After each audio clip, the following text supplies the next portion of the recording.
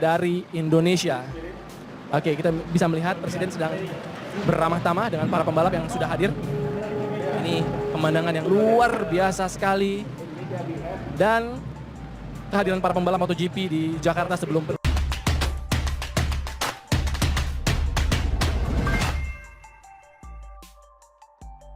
Selamat berpesta di Mandalika, wahai para riders MotoGP. Ditulis oleh Widodo SP dari Siwar.com. Indonesia pada era kepemimpinan Bapak Joko Widodo ini tahu banget caranya menyambut suatu event besar kelas dunia. Ibarat orang yang paham cara menggelar pesta besar. Tak terkecuali saat akan digelarnya event akbar MotoGP Mandalika mulai Jumat 18 Maret 2022 sampai Minggu 20 Maret 2022 sebagai puncak acara dengan sajian utama race MotoGP seri berikutnya setelah MotoGP Qatar. Sambutan di Istana Negara diikuti parade di jalanan utama Jakarta menjadi hidangan awal jamuan ala tuan rumah yang sukses membuat bergetar hati para pebalap.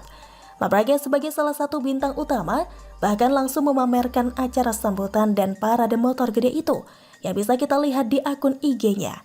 Saking hebohnya, acara sambutan pembuka MotoGP ini kabarnya sampai membuat aksi demonstrasi kecil-kecilan ala kelompok 3 angka menjadi sepi pemberitaan media. Atau memang sudah tidak laku lagi karena media sudah enak sama kelompok itu? Bisa jadi sih. Pokoknya acara MotoGP kali ini terasa beda sekali karena belum dimulai free practice-nya saja pemberitaan sudah di mana-mana. Karena nggak biasanya event MotoGP dimulai dengan penerimaan secara langsung oleh seorang kepala negara.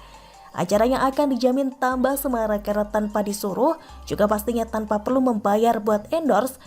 Para pembalap MotoGP sebagai penampil utama belum termasuk pembalap di kelas balapan di bawahnya, pasti akan memamerkan aktivitas mereka selama acara di akun-akun medsos mereka. Dampaknya pasti gede banget nih.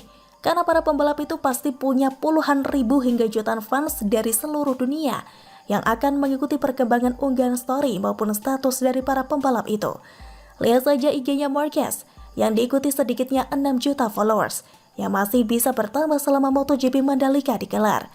Presiden Jokowi sendiri dalam siaran persnya sudah berkata bahwa beliau akan hadir dan menyaksikan secara langsung race MotoGP. Ya kabarnya venue balapan juga dihiasi dengan patung khusus dengan bentuk Presiden Jokowi sedang menaiki sepeda motor kebanggaan beliau yang kemarin dipamerkan di balapan para riders dunia itu ketika acara penyambutan. Biarkan saja kalau ada yang kelojotan atau kejang-kejang hingga mengharamkan soal patung keren itu, karena biasanya orang sirik itu tanda tidak mampu. Lagi pula, apa salahnya mendirikan monumen bersejarah sebagai penghargaan khusus bagi Presiden Jokowi, ya kan? Masa yang dipasang patung Rizik dan Mumun? Kan aneh jadinya toh? Kan jadinya aneh toh, Drun? Ibarat ungkapan yang saya bikin sendiri, biarlah Kadrun berteriak sampai serak, MotoGP tetap berlangsung semarak. Iya, memang itu respon balik yang bisa diberikan buat kaum yang kerap nyinyir sama program dan pencapaian dari pemerintahan Jokowi. Yang mungkin sekali disebabkan karena gak mampu itu tadi. Meski kalau main klaim biasanya nomor 1, sampai kadang mirip kalkulator rusak, sehingga gak bisa membedakan mana ribuan, puluhan ribu, atau jutaan. Tahu kan maksudnya? Lebakan Kadrun kita kembali ke MotoGP yang sudah gak sabar untuk saya saksikan keseruannya. Termasuk berbagai pemberitaan dan postingan-postingan yang meramaikan beranda media sosial dan layar gadget saya. Kabarnya kakak pembina Siwar juga akan menonton langsung MotoGP Mandalika loh.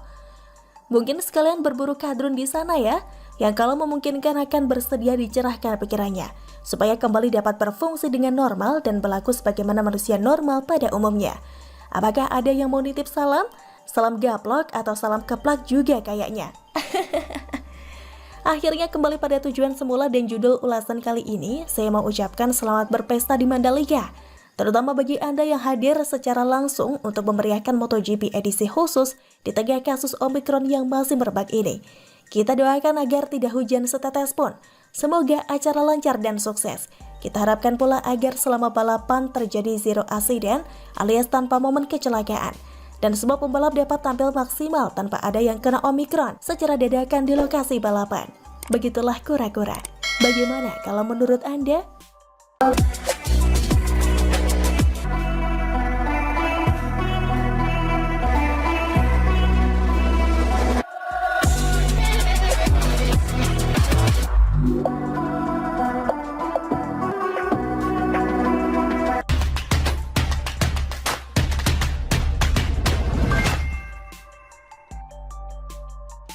AHY halu, sebut warga Jakarta semakin sejahtera dan bahagia. Omong kosong. Ditulis oleh Jeff dari siwar.com. Fenomena halu yang penyebutannya sempat viral beberapa waktu lalu memang cocok dengan kondisi yang dialami banyak anak muda khususnya di Indonesia. Beragam kondisi banyak terjadi sehingga seseorang layak dideskripsikan dengan kata halu. Mulai dari mengidolakan seseorang dengan tidak sehat. Ini umumnya terjadi kepada perempuan muda penyuka K-pop yang mana seringkali berlebihan. Hingga halu anak muda lainnya yang ingin cepat kaya hanya dengan modal melakukan trading bodong alias binary option. Tentunya masih ada banyak sekali contoh tindakan-tindakan yang bisa dibilang termasuk ke dalam kategori halu tadi. Tapi sebelum kita membahas lebih jauh, coba kita pahami sejenak definisi halu yang sempat viral beberapa waktu lalu. Halu sendiri merupakan perpendekan kata dari asal kata halusinasi dalam bahasa baku Indonesia. Dalam penggunaannya di bahasa gaul, halu didefinisikan sebagai sikap seseorang yang menghayal terlalu tinggi. Seringkali, arti halu digunakan untuk menyebut orang yang omongannya tidak bisa dipercaya, atau bisa juga halu didefinisikan seperti omongan orang tersebut hanya delusi atau halusinasi belaka.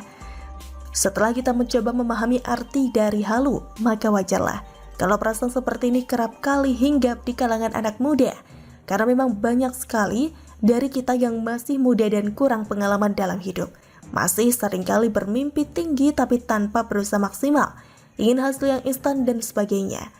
Nah, ternyata sikap halu ini tidak hanya ditujukan oleh anak muda, kura-kura.